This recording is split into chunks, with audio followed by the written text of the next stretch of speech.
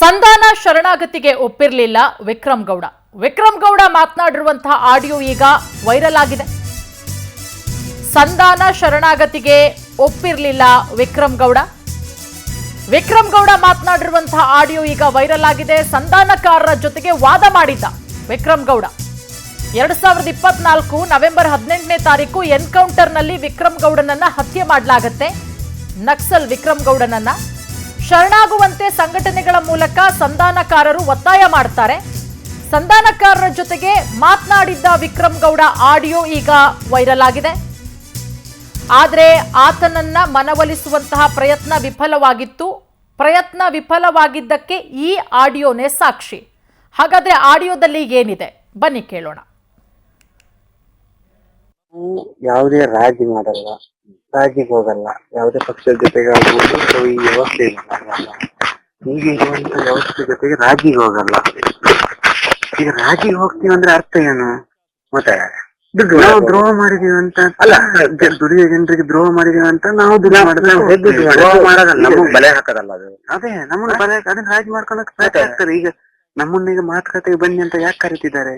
ಸಂಧಾನಕ್ಕೆ ಬಂದು ನಾಳೆ ನಮ್ಗೆ ಈಗ ಲಕ್ಷ ಗಟ್ಲೆ ಕೋಟಿ ಗಟ್ಲೆ ಕೊಡ್ತೀನಿ ಅಂತ ಹೇಳ್ತಿದ್ದಾರೆ ನಮ್ಗೆ. ಅದ್ರ ನಾವು ಅದಕ್ಕೆ ಒಪ್ಪುದಿಲ್ಲ. ನಾವು ಅಷ್ಟೇ ಆಗ್ಬೋದು. ನಾವ್ ಇವತ್ತು ಯಾರು ಜನಕ್ಕೆ ನಿಮ್ ಜೊತೆ ಇದ್ದೀವಿ ಅಂತ ಹೇಳ್ಕೊಂಡು ಇವತ್ತು ಏನ್ ವಿಶ್ವಾಸ ಕೊಟ್ಟು ಮಾತಾಡಿದೀವಿ, ನಾಳೆ ಆ ಜನಕ್ಕೆ ನಾವು ದ್ರೋಹ ಮಾಡಿದಾಗುತ್ತೆ. ಮತ್ತೆ ಆದ್ರೆ ನಾವು ಅದನ್ನ ಮಾಡೋದಿಲ್ಲ. ನಮ್ ಪಕ್ಷವಾಗಿ ನಾವು ಮಾಡೋದಿಲ್ಲ. ಕೆಲವು ವ್ಯಕ್ತಿಗಳು ಮಾಡ್ಬೋದು ಪಕ್ಷದಲ್ಲಿ ಇರುವಂತವ್ರು ಕೂಡ.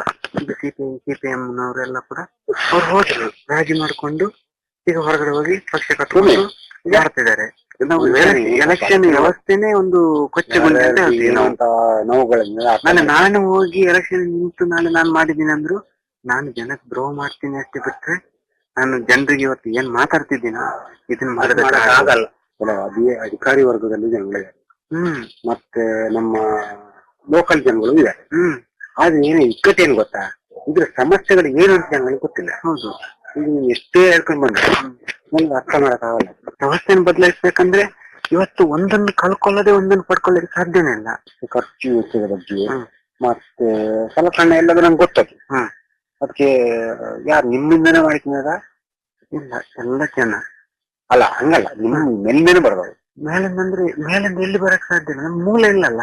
ಮಾಡ್ತಾರೆ ಹಣಕಾಸಿನ ಮೂಲ ಮೇಲಿಲ್ಲ. ಮೇಲೆಗೆ ಈಗ ಏನು ಒಂದು ಸ್ಕ್ವಾಡ್ ಇದೆ ಅಂದ್ರೆ ಆ ಸ್ಕ್ವಾಡಲ್ಲಿ ಜನ ಈಗ ನಮ್ ಹೋರಾಟ ಜಾಸ್ತಿ ಇರುವ ಕಡೆ ಈ ಛತ್ತೀಸ್ಗಢ, ಲಾಲ್ಗಾಡು, ಪಶ್ಚಿಮ ಬಂಗಾಳದಲ್ಲಿ ಎಲ್ಲ ಅಲ್ಲಿ ಇವಾಗ ನಾವು ಸಂಘ ಮಾಡ್ಕೊಂಡು ಲಕ್ಷಾಂತರ ಎಕರೆ ಭೂಮಿನ ಹಂಚಿದೀವಿ ಜನಕ್ಕೆ. ಅಲ್ಲಿ ಒಂದು ಕಾಲದಲ್ಲಿ ಈ ಬೀದಿ ಎಲೆ ಇದೆಲ್ಲ